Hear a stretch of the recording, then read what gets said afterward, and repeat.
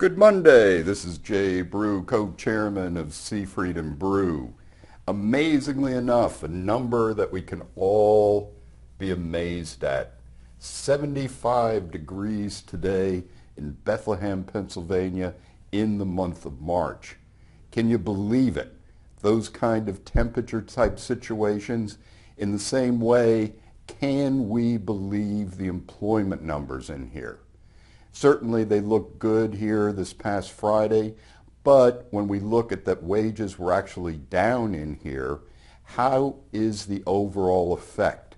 So just like the temperature at 75 degrees, what degree is the labor market based upon the Fed's Labor Market Conditions Index? Once again, this is compiling a lot of different labor numbers that the Federal Reserve puts together so that they can look at the overall employment picture. And amazingly enough, last month they said that it was up 0.4%. And they changed that to a negative 0.8%. And this month, negative 2.4.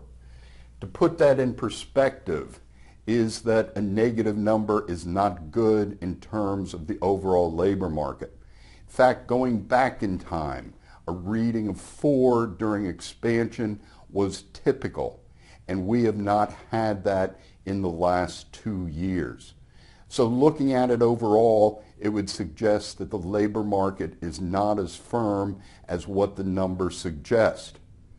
A Bloomberg article last week gave us insight in terms of another way to look at employment on an overall basis. And we all know this in terms of the payroll taxes that we pay out to the government on that biweekly basis.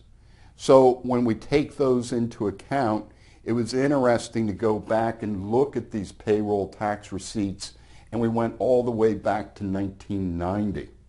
And the thing that was amazing about this, because as you know, we're always looking at things that can help community bankers look beyond the news headlines and be able to get down to a basic type number to decide what the economy is doing, what is going to be the impact of interest rates.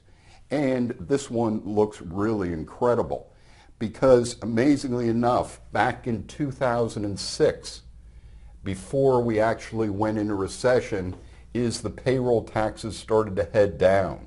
And as we moved into 2011, it hit a bottom, coming back up as we came into the recovery.